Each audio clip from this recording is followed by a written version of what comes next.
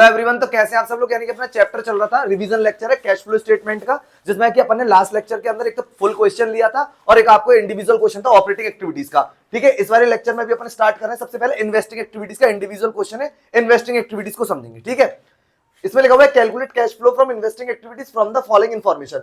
ये पर्टिकुलर ये डेट दे रखी है, तो देखो 31 मार्च 2024 और 31 मार्च 2023। इसको अगर हम बोले तो करंट ईयर, और इसको बोले तो प्रीवियस ईयर, या ये भी बोल सकते हो ओपनिंग बैलेंस और क्लोजिंग बैलेंस। ठीक है, लैंड एंड बिल्डिंग दे रखी है, 10% लॉन्ग टर्म इन्वेस्टमेंट दे रखा है, प्लांट एंड मशीनरी दे रखी है, गुडविल दे रखी है, और नीचे का एडिशनल इन्फॉर्मेशन में लिख रखा है प्लांट एंड मशीनरी कॉस्टिंग 80,000, जिसमें डेप्रिसिएशन चार्ज हो चुका है, यानी प्रोवाइड किया जा चुका है 24,000 का, उसको इन्होंने 70,000 में सोल्ड कर दिया। और ये कह रहे हैं depreciation charge during the year was ₹1,20,000। अब चाहे एक बात समझना, जब हम इन्वेस्टिंग एक्टिविटीज करते हैं तो इन्वेस्टिंग एक्टिविटीज सबसे सिंपल है। इन्वेस्टिंग एक्टिविटीज में क्या, एक तो पहले तो आपको प्रॉफिट लॉस नहीं देखना, क्योंकि प्रॉफिट और लॉस का एडजस्टमेंट तो हम लोग कहां पे कर चुके होते हैं, ऑपरेटिंग एक्टिविटीज में। अपने को सिर्फ ये चीज देखनी है कितने में सेल हो रही है और कितने में अपन परचेज कर रहे हैं, बस सेल और परचेज। और अपने को ये बात पता है फिक्स्ड असेट परचेज और सेल, इन्वेस्टमेंट परचेज और सेल, और इंटरेस्ट और डिविडेंड रिसीव्ड ऑन इन्वेस्टमेंट और रेंट रिसीव्ड। ठीक है, ये 5 से 6 आइटम हमारे किस में आते हैं, इन्वेस्टिंग एक्टिविटीज के अंदर आते हैं। ठीक है, तो देखो अपन स्टार्ट करें क्वेश्चन। देखो सबसे पहले समझना, अगर अपन बात करें प्लांट एंड मशीनरी का, ओपनिंग बैलेंस है और क्लोजिंग बैलेंस है। ठीक है, और इससे रिलेटेड इंफॉर्मेशन दे रखी है नीचे। इसका मतलब अपन को इसका क्या बनाना पड़ेगा, अकाउंट बनाना पड़ेगा। ठीक है, क्योंकि अपन को ये तो दे रखा है कि इन्होंने 70,000 में सेल करी है, लेकिन अब इसका मतलब अपन ने अकाउंट बनाएंगे तो हो सकता है परचेज निकल के आ जाए। लेकिन अपन ने एक बात बताई थी, जब ये कैश फ्लो अपन ने जब चैप्टर चालू किया था फुल, तो अपन ने बताया था कि जब भी कोई भी आइटम होगा अकाउंट इसमें, ठीक है, और इसके ओपनिंग क्लोजिंग बैलेंस दे रखी हो और उससे रिलेटेड एडिशनल इंफॉर्मेशन दे रखी हो, आप तो अकाउंट बनाओ। आगे कहानी समझ। अब देखो अपन सबसे पहले इसमें वर्किंग नोट बना रहे हैं, उसको जरा ढंग से समझना। ठीक है, जैसे अपन यहां पे बना रहे हैं प्लांट एंड मशीनरी का account, plant and machinery account, इसको एक बार आप देखिए। Particular amount then particular amount. देखो सबसे पहले अपन यहां पे लिखते हैं असेट है, तो इसका जो ओपनिंग बैलेंस है 2 बैलेंस ब्रॉट डाउन, और इसका देखो ओपनिंग बैलेंस जो दे रखा है वो दे रखा है अपने को 4 लाख। ठीक है, अपन ने यहां पे लिखा बाई बैलेंस कैरेट डाउन, इसका जो क्लोजिंग बैलेंस है वो है 6 लाख, तो अपन ने ये तो लिख दिया। ये बात सबको समझ में आ गई। ठीक, अब एडिशनल इंफॉर्मेशन में देखना, प्लांट एंड मशीनरी कॉस्टिंग कितनी थी, 80,000 है, और इसमें डेप्रिसिएशन लगा 24 का, और इसको कितने में सोल्ड कर दिएगा, 70,000 में। अब एक बात समझो, अगर इसकी अपन बात करें तो 80,000 का है, ठीक है, 80,000 उस पर अपने को पता है 24,000 का डेप्रिसिएशन लग गया। ठीक है, 80,000 माइनस करेंगे 24,000 तो 56,000 आता है 56,000, और इसको अपन ने कितने में सोल्ड कर दिया, 70 में। तो प्रॉफिट आएगा लॉस है, प्रॉफिट आएगा। ठीक है, 70,000 में सोल्ड करा है, तो इसका मतलब यहाँ पे 14,000 का प्रॉफिट है। लिखते कैसे अकाउंट के अंदर जरा वो देखना एक बार आप। बाई कैश कर दिया, 70,000 में सोल्ड करिए, अपन ने लिख दिया बाई कैश। ठीक है, 70,000 में सोल्ड करा। ठीक है, क्योंकि अपन एंट्री क्या करेंगे, कैश या बैंक अकाउंट या प्लांट एंड मशीनरी। लॉस होता है तो वो यहीं आएगा, लेकिन अभी प्रॉफिट है तो अपने को यहाँ पे लिखना पड़ेगा टू प्रॉफिट। ठीक है, और प्रॉफिट कितने का, 14,000 का। क्यों, क्योंकि 56,000 की वैल्यू बच रही है और 70 में इसको सोल्ड करते 14,000 का प्रॉफिट आ गया। आगे क्या नहीं समझ में। इस पे डेप्रिसिएशन लगा था 24। ठीक है, हम इस डेप्रिसिएशन को यहाँ पे 24,000 लिखते, लेकिन अभी क्यों नहीं लिख रहे उसके रीजन समझो। लिखा हुआ depreciation charge during the year कितना है, 120, मतलब डेप्रिसिएशन जो है वो पूरे साल का 1,20,000 चार्ज हुआ है, तो इसी में 24,000 इंक्लूड होते हैं। ठीक है, यहाँ पे हम लिखेंगे बाय डेप्रिसिएशन 1,20,000 का। पहले तो बोलो ये बात समझ में आई क्या, यहाँ पे आप लोग 24,000 अलग से नहीं लिख सकते। क्यों नहीं लिख सकते, क्योंकि इन्होंने कहा depreciation charge during the year 120। जब डेप्रिसिएशन पूरे साल का 1,20,000 चार्ज हुआ है, तो सेल परचेज जिस पे सब पे डेप्रिसिएशन इसी में तो आया होगा, तो इसका मतलब 24,000 इसी में इंक्लूडेड, इसलिए यहाँ पे अलग से नहीं लिखेंगे। आगे कहानी समझ में। नहीं तो बच्चे क्या करके आते हैं, 24,000 का डेप्रिसिएशन दिखाते हैं यहाँ पे। आगे कहानी समझ में, तो जरूरत नहीं, वो 1,20,000 पूरे का है, इसी में इंक्लूडेड है। ठीक है, अब एक बार चेक करते हैं, कुछ परचेज आ रही है, सेल आती है, चेक कर लेते हैं। देखो अगर अपन इसको ऐड करें 6 लाख प्लस 120 प्लस करेंगे 70,000, तो ये आएगा यहाँ का टोटल 7,90,000। उसमें से अपन माइनस कराएंगे 4 लाख और माइनस कराएंगे 14,000, तो ये आएगा आपका 3,76,000 इधर ही आ रहा है। तो यहाँ पे अपन लिखेंगे टू कैश या बैंक, और ब्रैकेट में लिखेंगे परचेज और बैलेंसिंग फिगर। बोले बात समझ में आ रही है क्या। ये प्लांट एंड मशीनरी का अकाउंट बन गया। एक पॉइंट आया आपको समझ में। चलिए अब बात कर लेते हैं, ढंग से समझना इस पूरी कहानी को। ये हमारे पास दे रखा है land and building, land and building का 12 लाख दे रखा है ओपनिंग, क्लोजिंग दे रखा है 32, और कोई इंफॉर्मेशन नहीं है। तो अपने को पता है लैंड एंड बिल्डिंग यानी लैंड दे रखी तो उस पर डेप्रिसिएशन तो चार्ज होता नहीं है। ठीक है, अगर ये बढ़ी है तो परचेज और घटी है तो सेल है। अगर ये इंक्रीज हो रही है तो परचेज है और डिक्रीज है तो सेल है, जब तक कोई भी इंफॉर्मेशन क्वेश्चन में गिवन नहीं हो। तो इसमें तो ही नहीं है कोई भी क्वेश्चन में गिवन। तो 12 लाख से 32 लाख हो गया, इसका मतलब साफ क्लियर दिख रहा है 20 लाख की परचेज करी है इसमें, क्योंकि 12 लाख से 32 लाख हो। बढ़िया क्वेश्चन लिया अपन ने, ठीक है। अब अपन बात करते हैं 10% लॉन्ग टर्म इन्वेस्टमेंट। तो देखो पहले इन्वेस्टमेंट कितने के थे 8 और अब कितने के 5 लाख। तो ढंग से समझने इस पूरी कहानी को, 8 लाख के इन्वेस्टमेंट थे और हमें 5, तो 3 लाख के इन्वेस्टमेंट, तो इसका मतलब सोल्ड हो गए तो पैसा आएगा 3 लाख। चलिए पहला पॉइंट आ गया समझ में। और इस पर इंटरेस्ट कितना है 10%, तो इस पर अपन को क्या मिली होगी, इंटरेस्ट भी मिली होगी। तो इंटरेस्ट और डिविडेंड रिसीव्ड ऑन इन्वेस्टमेंट वो भी अपनी किस में आती है, इन्वेस्टिंग एक्टिविटीज में आती है, मालूम है तो जब तक कोई भी इंफॉर्मेशन नहीं होगी तो इंटरेस्ट हम कौन सी वैल्यू पे चार्ज करते हैं, कौन सी वैल्यू पे मिलता है हमें, ओपनिंग पर। हमेशा जब तक कोई भी इंफॉर्मेशन गिवन नहीं होगी ओपनिंग पर लेंगे, ठीक है। क्लोजिंग के लिए कुछ होगा या तो अदर इंफॉर्मेशन हमारे पास गिवन होगी। आगे कहानी समझ में। प्लांट एंड मशीनरी का अकाउंट बन गया। अब यहाँ पे बात कर लेते गुडविल। बहुत सारे बच्चों का कंफ्यूजन था गुडविल को लेकर, अब यहाँ पे समझ लो। गुडविल है 30,000 और अब गुडविल 160। तो हमें ये पता है हमारी एसेट है, फिक्स्ड एसेट में दो टाइप होती है, टेंजिबल और इनटेंजिबल। तो टेंजिबल तो ये हमारी है, लैंड एंड बिल्डिंग है, ठीक है। प्लांट एंड मशीनरी तो हमारी टेंजिबल है और गुडविल हमारी इंटेंजिबल है। गुडविल अगर इंक्रीज हो रही है, जैसे यहाँ पे इंक्रीज है तो परचेस करिए, इन्वेस्टिंग एक्टिविटीज में आती है। और गुडविल अगर डिक्रीज हो रही है तो अपने को पता है राइट ऑफ कर दिया, ऑपरेटिंग एक्टिविटीज में आती है goodwill written off, intangible asset written off. आ रही कहानी समझ में। बहुत सारे बच्चों को क्वेश्चन था गुडविल को लेके, ठीक है, तो अभी बता दिया है। तो अब यहां पर देखो अपन इसका सॉल्यूशन स्टार्ट कर रहे हैं।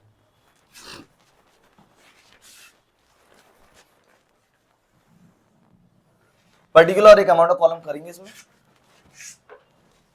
सॉल्यूशन, यहां लिखेंगे cash flow from investing activities. देखो जब पूरा कैश फ्लो स्टेटमेंट बनवाए ना तो आप ये कर लेना कि 2 कॉलम बनाना, अमाउंट एक अमाउंट और एक नेट अमाउंट का, और फिर जैसे आपको समझ आएगा वैसे करना। इंडिविजुअल पूछे तो आप इस तरीके से बना सकते हैं, पर्टिकुलर और अमाउंट, अमाउंट रुपीज में, ठीक है। तो देखो सबसे पहले बात कर लेते हैं लैंड एंड बिल्डिंग की। तो अपन को पता है 12 लाख है और हमें 32 लाख और कोई इंफॉर्मेशन है नहीं है, इंक्रीज हो गई, इसका मतलब परचेस करिए। तो जब हम कोई असेट को परचेस करेंगे तो पैसा जाएगा, तो हमें इसको ब्रैकेट में लिखना है। यहां पर लिखेंगे purchase of land and building, land and building, ठीक है। यहां पे अपन लिखेंगे 20 लाख और 20 लाख अपन दिखाएंगे इसको ब्रैकेट में, ठीक है, पहला पॉइंट। उसके बाद अपन बात करते हैं 10% लॉन्ग टर्म इन्वेस्टमेंट की। पहले कितने थे 8 और अब कितने का है 5, तो इसका मतलब 3 लाख के इन्वेस्टमेंट कम हो गए, इसका मतलब क्या है सेल कर दिए, पैसा आया होगा। तो हम यहां पे लिखेंगे sale of long term investment, तो 3 लाख इससे अमाउंट आया होगा। पॉइंट समझ में आ गया अच्छे से। अच्छा अब बात कर लेते हैं इस पर 10% वाले, तो इस पर हमें इंटरेस्ट भी मिलेगी, लेकिन क्वेश्चन इस बात का है कि सर ओपनिंग बैलेंस पे देना है, क्लोजिंग पे देना है। जब तक कोई भी इंफॉर्मेशन नहीं होगी तो हमेशा किस पे देना है, ओपनिंग पे। अब तुम कहोगे ऐसा क्यों, ऐसा इसीलिए क्योंकि हम ये मानते हैं कि जो 3 लाख के इन्वेस्टमेंट हमने जो सेल करें वो at the end of the year करें, मतलब 31 मार्च 2024 को करें, ये ऐसा माना जाता है। तो इसका मतलब 8 लाख इन्वेस्टमेंट पूरे साल रहे, 31 मार्च को तो सेल करें, तो इसका मतलब पूरे 8 लाख पर इंटरेस्ट मिलेगी, कितना परसेंट 10%। तो यहां पर लिखेंगे इंटरेस्ट रिसीव्ड ऑन इन्वेस्टमेंट, ठीक है, 8 लाख पर 10% 80,000, ठीक है। इससे पैसा आएगा, इससे पैसा आएगा। 2 पॉइंट समझ में आ गए। अब चलते हैं आगे। प्लांट एंड मशीनरी पे देखो तो अकाउंट ऑलरेडी बन चुका है, 70,000 में तो सेल करी है और 3,76,000 परचेस करी है, और हमें प्रॉफिट लॉस से तो कोई लेना देना ही नहीं है। तो अपन यहां पे लिखेंगे sale of plant and machinery, तो ये अपन ने 70,000 में सेल करी है, पैसा आएगा। और यहां लिखेंगे purchase of plant and machinery 3,76,000 और ब्रैकेट में दिखाएंगे। 2 पॉइंट समझ में आए सबको। उसके बाद अपन बात करते हैं गुडविल की। देखो इसका अपन ने सेल ले लिया, परचेज ले ली, दोनों लिख दिया, ठीक है। प्रॉफिट लॉस से तो लेना देना नहीं क्योंकि इसका एडजस्टमेंट अपन लोग ऑपरेटिंग करते हैं। गुडविल आ जाओ, 30,000 थी और अभी कितनी 160, इसका मतलब हमने 1,30,000 की गुडविल क्या करी, परचेज करी है। तो यहां लिखेंगे परचेज ऑफ गुडविल, और गुडविल अगर कम हो जाती तो राइट ऑफ कर दी तो ऑपरेटिंग एक्टिविटीज के अंदर आती है, ठीक है। 1,30,000 ब्रैकेट में इसको लगाएंगे, ठीक है। इसके बाद और कोई इंफॉर्मेशन है नहीं है और इसको अपन यहां से क्लोज करेंगे। यहां पे लिखेंगे net cash flow from investing activities, ठीक है। इसको अपन एडलेस करते हैं। देखो 20 लाख एक तो माइनस के है और 20 लाख के बाद जो माइनस है वो 3,76,000 माइनस का है और माइनस का है 1,30,000, ठीक है। इसमें से ये तो माइनस के 3 तो ठीक है, बाकी सब प्लस के 3,76,000 माइनस कराएंगे इसमें 80,000, माइनस कराएंगे इसमें 70,000, तो ये आएगा आपका 20,56,000 और वो भी ब्रैकेट में। बोले बात समझ में आ रही है क्या? माइनस में आंसर आएगा इसका net cash flow from investing activities, क्योंकि माइनस का ज्यादा, ये 20 लाख माइनस का 370 माइनस 76 माइनस का 130 और ये प्लस के, तो इसलिए माइनस का भी 20,56,000 बचा। क्लियर है? बात समझ आई? तो ये क्वेश्चन है इन्वेस्टिंग एक्टिविटीज का भी। एक और अपन क्वेश्चन लेंगे। तो जैसे इस क्वेश्चन में अपन ने क्या क्या समझ में आया कि जिसका ओपनिंग क्लोजिंग दे रखा हो, एडिशनल इन्फॉर्मेशन दे रखा हो, अकाउंट बनाएंगे, गुडविल का जो ट्रीटमेंट है वो बता दिया कि अगर गुडविल इंक्रीज होती है तो परचेज और डिक्रीज होती है तो राइट ऑफ करिए। आगे नहीं समझ में? जब तक कोई भी इंफॉर्मेशन नहीं होगी तो इंटरेस्ट हो, डिविडेंड हो, डेप्रिसिएशन हो, कुछ भी हो, हमेशा किस वैल्यू पे होता है? ओपनिंग वैल्यू पर। आगे नहीं समझ में? आई होप कि ये क्वेश्चन आपको अच्छे से समझ में आ गया होगा। तो ये क्वेश्चन है दूसरा, ये भी cash flow from investing activities का है। क्वेश्चन में लिखा हुआ है पर्टिकुलर, और ये अपने को ईयर दे रखे हैं, ये अपने को दे रखा है 23 और ये दे रखा है 24। इसका मतलब ये तो ओपनिंग बैलेंस बोल सकते हैं इसको, और इसको अपन बोल सकते हैं क्लोजिंग बैलेंस। इसको अपन बोलेंगे प्रीवियस ईयर और ये अपना करंट ईयर है, ठीक है। उसके बाद इन्होंने दे रखा है plant and machinery at cost. इसमें देखो एक एडिशनल इंफॉर्मेशन है, वो बताऊं क्या है। इसमें plant and machinery at cost दे रखी है और इस पर एक्यूमुलेटेड डेप्रिसिएशन दे रखा है। तो अपने को एक तो एक्यूमुलेटेड डेप्रिसिएशन का अकाउंट बनाना पड़ेगा और प्लांट एंड मशीनरी का तो बनाएंगे अगर कोई इंफॉर्मेशन दे रखी होगी तो। पेटेंट दे रखे, गुडविल दे रखी है। एडिशनल इंफॉर्मेशन में दे रखे depreciation charge on plant and machinery पे कितना लगा है? 1,60,000 रुपए चार्ज किया है, ठीक है। और machine having a book value जिसकी थी 2,80,000 वो सोल्ड कर दी इन्होंने 3 लाख में, ठीक है। और इन्होंने लिखा patent having a book value थे 1,20,000 में, वर्थ सोल्ड कर दिए 90,000 में। ये इन्होंने हमको इंफॉर्मेशन दे रखी है। देखो ओपनिंग क्लोजिंग बैलेंस हो और उससे रिलेटेड एडिशनल इंफॉर्मेशन हो तो अपने को क्या बनाना पड़ेगा? अकाउंट बनाने पड़ेंगे वर्किंग नोट में, ठीक है। अब जैसे अपन सबसे पहले काम करते हैं प्लांट एंड मशीनरी का और एक्यूमुलेटेड डेप्रिसिएशन का, आपको अकाउंट समझाते हैं पहले, ठीक है। इसको जरा देखो आप एक बार। तो वर्किंग नोट स्टार्ट कर रहे हैं अपन। सबसे पहले अपन बनाने यहाँ पे प्लांट, पहला वर्किंग नोट है प्लांट एंड मशीनरी, ठीक है। प्लांट एंड मशीनरी का अकाउंट है, देखो आप एक बार इसको पहले। और हैंड टू हैंड अपन एक और अकाउंट बनाएंगे, वो रहेगा डेप्रिसिएशन का।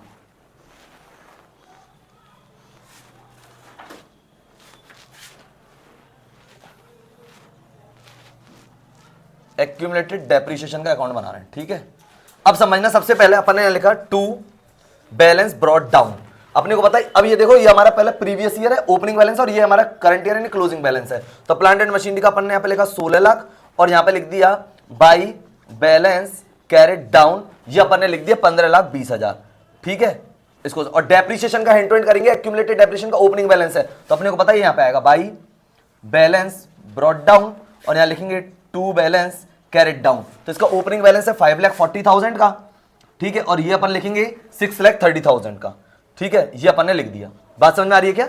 यानी बाई बैलेंस ब्रॉट डाउन 5,40,000 का और ये अपन ने लिख दिया इसका क्लोजिंग बैलेंस 6,30,000। अब देखो इंफॉर्मेशन, अब समझना इस क्वेश्चन को क्या है। यहाँ पे लिखा हुआ depreciation charge on plant and machinery 1,60,000 रुपए। डेप्रिसिएशन चार्ज का मतलब होता है जिसको अपन ने पी एंडल से चार्ज करा है। पहले क्वेश्चन समझ लो, जो हमने किससे चार्ज किया? पी एंडल से।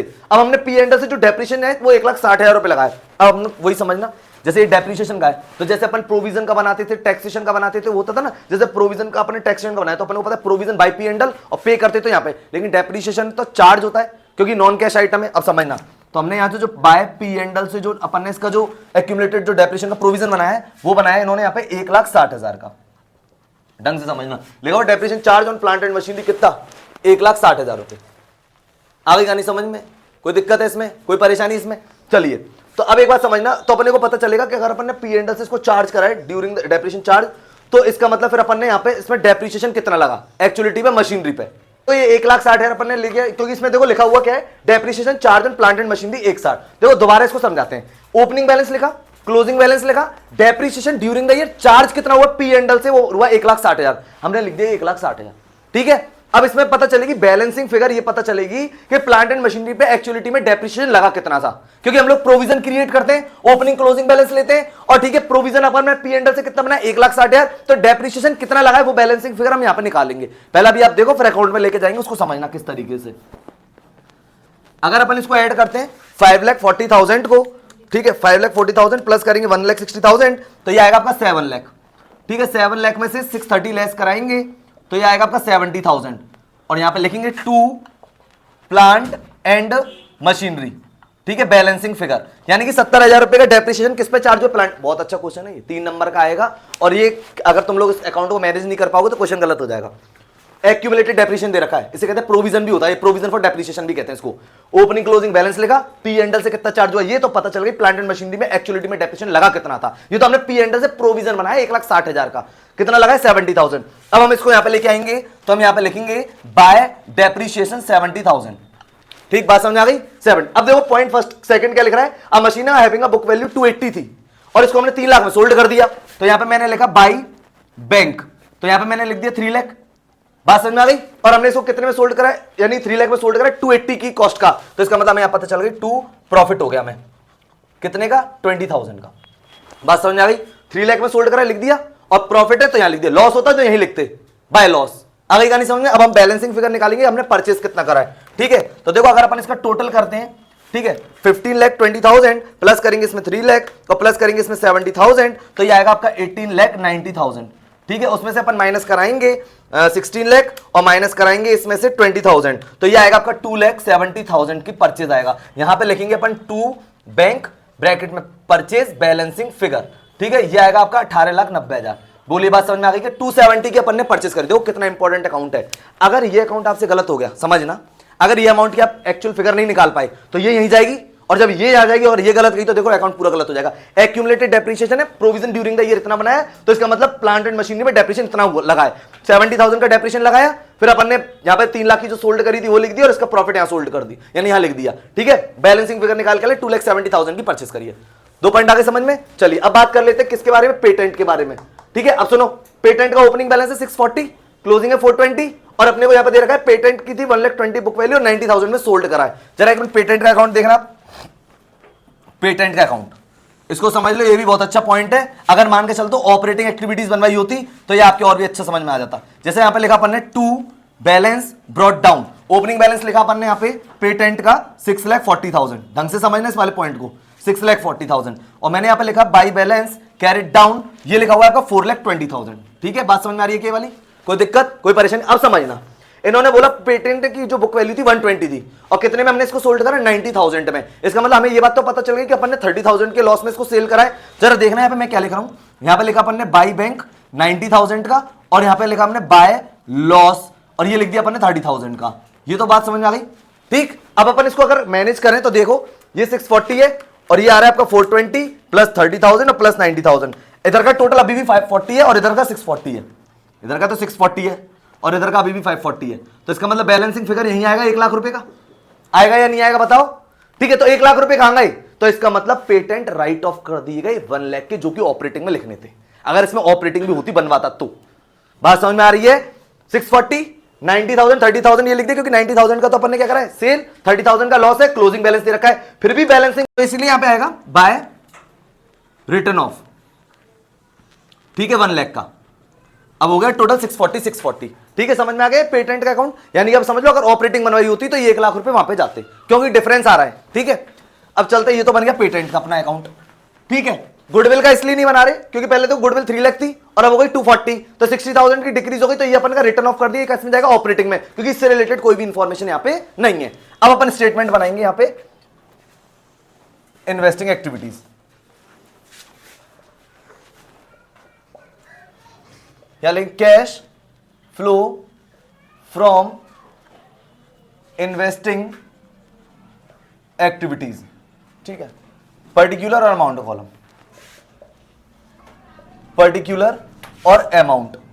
ठीक है, और रुपीज में। अब देखो सबसे पहले अपन को जैसे जैसे अकाउंट दे रखे पहले अपन वैसे बनाते हैं। सबसे पहले अगर प्लांट एंड मशीनरी की बात करें तो 3 लाख रुपए की सेल करिए, तो यहां पे लिखेंगे sale of plant and machinery, तो प्लांट एंड मशीनरी 3 लाख में सोल्ड करिए। और तुमको ये बात बता दी गई थी कि इन्वेस्टिंग एक्टिविटीज में प्रॉफिट लॉस से कोई मतलब नहीं होता है, बस सेल और परचेस से मतलब है। ठीक है, प्रॉफिट लॉस का एडजस्टमेंट तो अपन लोग कहां पे करते हैं, ऑपरेटिंग में। ठीक है, ये अपन ने कर दिया। उसके बाद अगर अपन बात करें तो यहां पे परचेस करिए 2,70,000 की, तो यहां लिखेंगे purchase of plant and machinery. ठीक है, प्लांट एंड मशीनरी कितने रुपए की, 2,70,000 की, और ये आएगा आपका ब्रैकेट में। ठीक है, क्योंकि अपन ने परचेस करी है। अब बात कर लेते हैं पेटेंट के बारे में, तो अपन को पता है पेटेंट अपन ने कितने में सेल करें, 90,000 में, तो अपन यहां पे लिखेंगे सेल ऑफ पेटेंट। ठीक है, 90,000। बात समझ में आ रही है क्या, कोई दिक्कत है इसमें। ठीक, ये कंप्लीट है। अच्छा चलती है, अब आप आगे बात कर लेते हैं। तो अपन ने देखो प्लांट एंड मशीनरी के में कर लिया कि 3 लाख का था, 3 लाख में सेल कर दी, ठीक है। प्लांट एंड मशीनरी परचेस करिए तो ये कर दिया अपन ने, ठीक है, 270 में, और सेल ऑफ पेटेंट करा 90। इसके अलावा और कोई इसमें कुछ था नहीं, बस अब इसको, ठीक है, गुडविल का अपन करेंगे नहीं क्योंकि राइट ऑफ कर दिया गुडविल, ठीक है। तो इसको हम यहाँ पे टोटल कर देते हैं, क्योंकि गुडविल अगर डिक्रीज होती है तो राइट ऑफ है, इंक्रीज होती तो परचेस करी होती है, ठीक है। तो यहाँ पे लिखेंगे net cash flow from investing activities.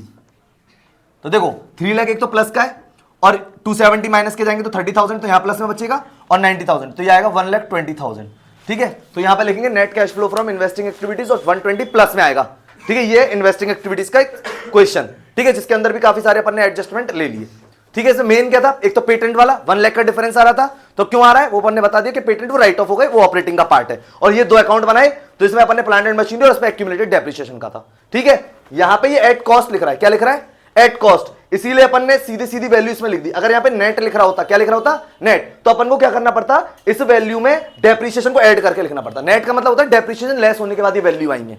अगर यहां पे एट कॉस्ट लिख रहा है मतलब फुल वैल्यू है, अगर ये नेट लिख, सेम क्वेश्चन हो यही और नेट लिखा आ जाए तो आपको 16 लाख में पहले 540 ओपनिंग वाले में ओपनिंग ऐड करना पड़ेगा, क्लोजिंग वाले में क्लोजिंग का ऐड करना पड़ेगा, अमाउंट वो यहां पे लिखने पड़ेंगे।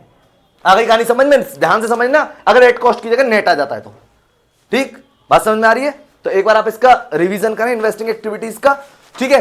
अगर फिर भी अगर कोई प्रॉब्लम आ रही है तो आप कमेंट सेक्शन में लिख सकते हैं। तो मिलते हैं अपन नेक्स्ट लेक्चर में नेक्स्ट टॉपिक के साथ, तब तक के लिए guys goodbye and thank you.